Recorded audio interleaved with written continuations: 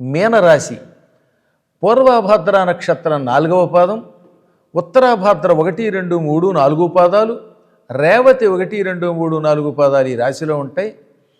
ఈ రాశి వారికి ఆదాయం 14, వ్యయం 11, రాజపూజ్యం 7, అవమానం 2. కందాయ ఫలాలు పూర్వభాద్ర 4, 2, 1, ఉత్తరాభాద్ర 7, 0, 4, రేవతి 2, 1, 2. ఇక రాశి ఫలాలు, గురుడు జూన్ వరకు రజితమూర్తిగా ఉంటాడు, అందువల్ల శుభాలు కలుగుతాయి. అనంతరం తామ్రమూర్తి సామాన్య ఫలం ఉంటుంది, పెద్ద లాభము నష్టము లేకుండా ఒడిదుడుకులు లేకుండా పెడుతుంది. రాహుకేతువులు డిసెంబర్ వరకు సువర్ణమూర్తులుగా ఉండడం వల్ల విశేష ధనయోగం ఉంది. అనంతరం లోహమూర్తి అవటం వల్ల డిసెంబర్ తర్వాత సామాన్య ఫలాలు ఉంటాయి. ఈ రాశి వారికి కొంత రుణాలు ఎక్కువగా ఉంటాయి, కొద్ది ఇబ్బంది పడతారు. తల, కాళ్ళు మొదలైనటువంటి వాటికి సంబంధించిన అనారోగ్య సమస్యలు ఉంటాయి. ఉన్నప్పటికీ వీరు రుద్రాభిషేకం చేసుకుంటే ఆ కష్టాల నుంచి తక్షణం బయటపడతారు. కుటుంబ వృద్ధి ఉంటుంది. సత్సంతాన యోగం ఉందండో ఈ ఏడాది. క్రిందటి సంవత్సరం పెళ్ళైన వారికి సంతాన ప్రాప్తి ఉంది.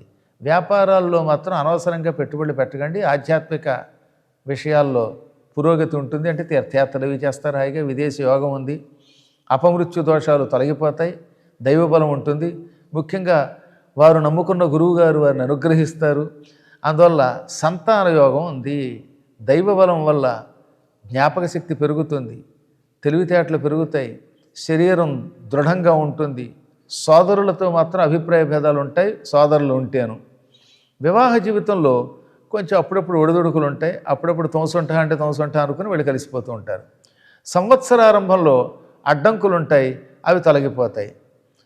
సాధ్యమైనంత వరకు అసత్యాలు ఆడడం వల్ల కానీ, లేదా జోదం ఆడడం వల్ల కానీ, ఇతరులతో తగాదా పడడం వల్ల కానీ కొన్ని ఇబ్బందులు ఉన్నాయి. జాగ్రత్తగా ఉండాలి. అందుకే రుద్రాభిషేకం చేసుకోండి.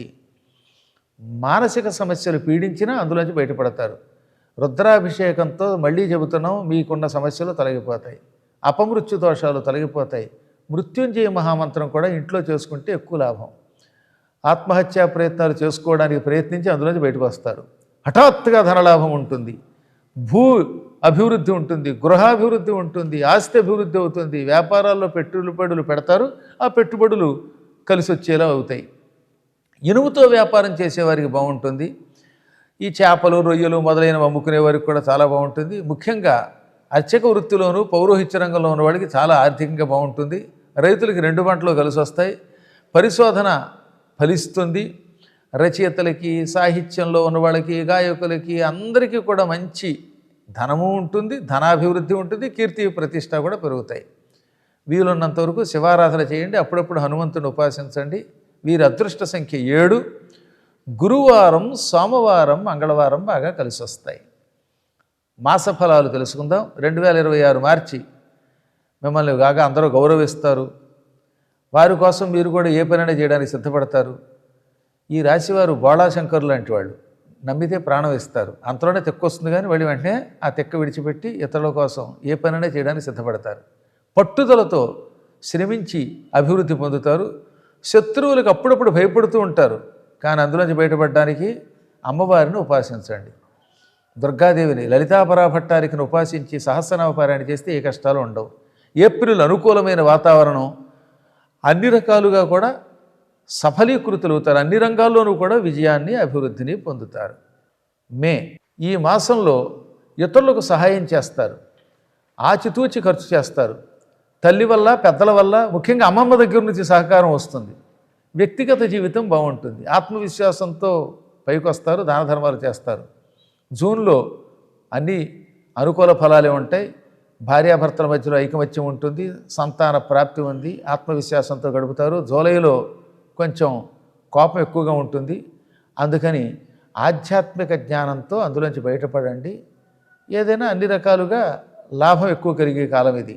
ఇక ఆగస్టు అవగాహన తక్కువగా ఉంటుంది. దానివల్ల ఏమవుతుందన్నమాట, లోతైన వ్యవహారాలు తెలుసుకోవడానికి, శక్తి పెంచుకోవడానికి భగవద్ ఆరాధన చేస్తారు. సమస్యలన్నిటినీ పరిష్కరించుకుంటారు. కొత్త విషయాలలో అనుకూలత లభిస్తుంది. అంటే కొత్త విషయాలు కనుక్కోగలుగుతారు, కృషి చేస్తారు, పైకి వస్తారు. సెప్టెంబర్లో అనవసరంగా అభాండాలకు గురవుతారు. కొంతమంది మిమ్మల్ని దూషిస్తారు, మీరు ఎంతో శ్రమపడినా కష్టాల నుంచి బయటకు వచ్చి ధనం సంపాదించినా ఇతరుల వల్ల చిరాగ్గా ఉంటుంది కనుక వాళ్ళ విషయంలో జాగ్రత్తగా ఉండండి. స్త్రీల వల్ల మీకు సంపద లభిస్తుంది. అక్టోబర్లో ముఖంలో కాంతి పెరుగుతుంది, ఆరోగ్యం బాగుంటుంది, ఆకర్షణీయంగా ఉంటారు, వృత్తిలో ఉద్యోగంలో విజయాలు ఉంటాయి, బహుమతులు పొందుతారు. నవంబర్లో భార్య ఆరోగ్య విషయంలో జాగ్రత్తగా ఉండాలి, మీ ఆరోగ్య విషయంలో కూడా జాగ్రత్తగా ఉండాలి.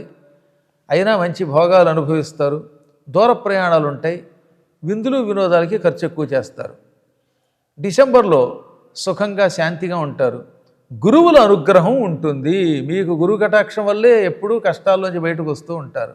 వస్తువులు వాహనాలు కొంటారు, కార్యక్రమాల్లో విజయం లభిస్తుంది. జనవరిలో ఉత్సాహంతో గడుపుతారు. అంతకంతకీ మీ జీవిత గమనంలో విశేషాలు చోటు చేసుకుంటాయి. ఏ రకమైనటువంటి ఇబ్బంది వచ్చినా దాన్ని ఎదుర్కొంటారు, భవిష్యత్తుకి మంచి శ్రీకారం చుడతారు. సాహిత్యం అధ్యయనం చేయడం ఫిబ్రవరిలో ఉంటుంది. మీకు సంతాన యోగం ఉంది ఫిబ్రవరిలో. ఏదన్నా శత్రువుల మీద మీకు విజయం ఉన్నది, ఆర్థిక లాభం ఉన్నది, బాగా ఎదుగుతారు జీవితంలో. మార్చి ఏప్రిల్లో ఆర్థిక విషయాల్లో పైకొస్తారు, వృత్తిలో వ్యాపారంలో అన్ని చోట్ల అనుకూలంగా ఉంటుంది, అనేక ప్రయాణాలు ఉంటాయి, ప్రోత్సాహం ఉంటుంది, మొత్తం మీద విజయం ఎక్కువగా ఉంటుంది. ఈ సంవత్సరం మీరు రుద్రాభిషేకం చేసుకుంటే ఏ విధమైనటువంటి ఒడిదొడుకులు ఉండవు.